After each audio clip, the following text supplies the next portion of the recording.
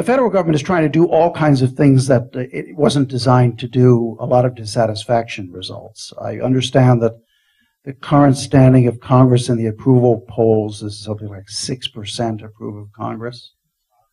I want to know who these 6% are. I mean, I never run into them.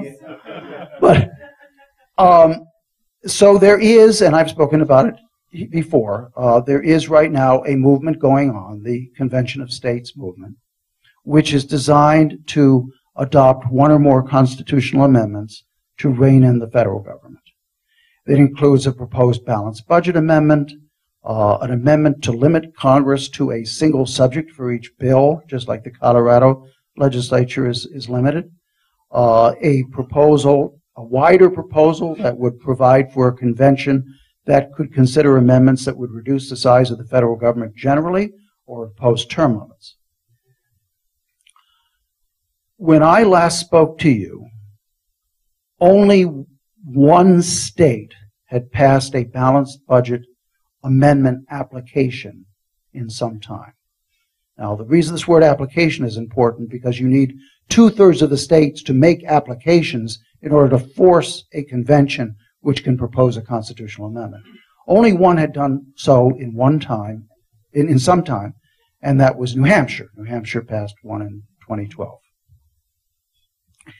Late last year, under the leadership of Governor John Kasich of Ohio, the Ohio legislature passed an application for a convention limited to a balanced budget amendment.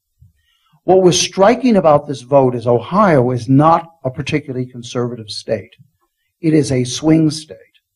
And furthermore, what's significant about this vote is that it passed by overwhelming bipartisan majorities in both houses.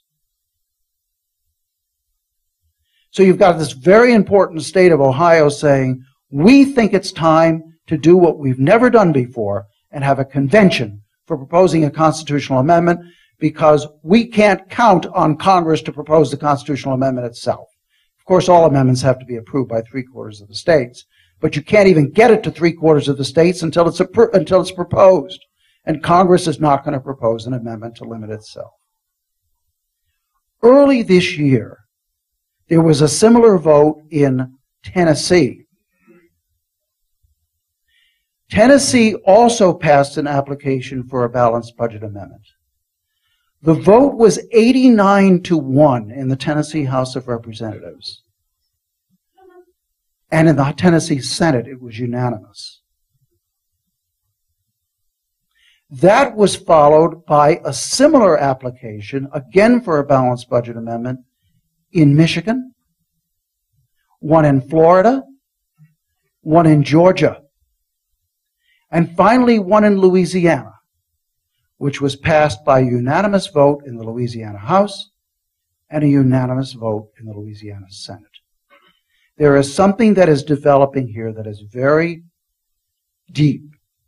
It goes far beyond party lines. Meanwhile, the organizations that are devoted to Article 5 began to spring up again.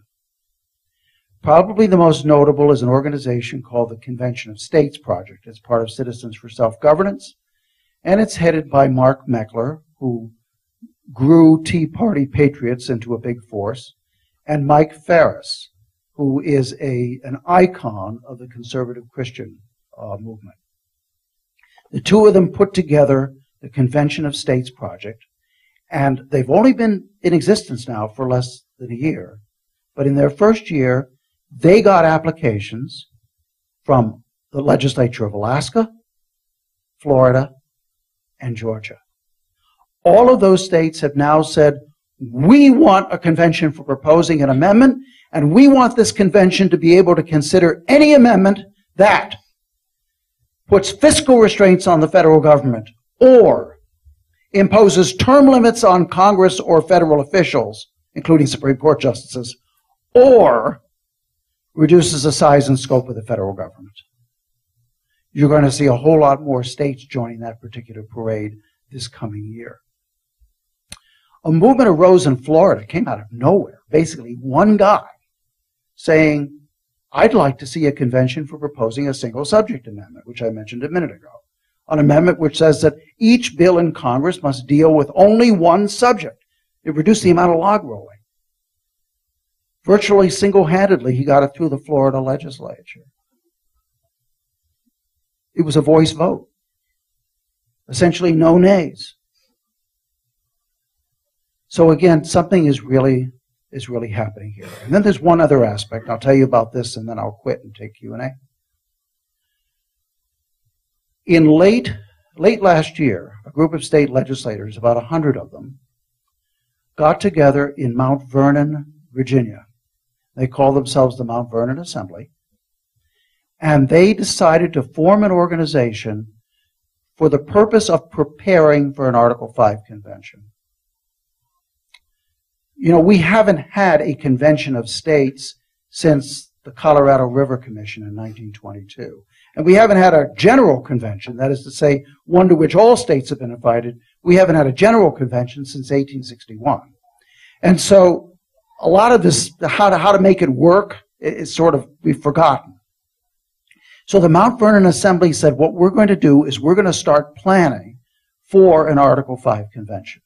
The Mount Vernon Assembly met again at the state capitol in Indianapolis in June. I was there. I was essentially the only scholar invited to attend. And they had 31 states represented, including Colorado. The majority of the 31 states, the people who were there were appointed by their official legislative leadership.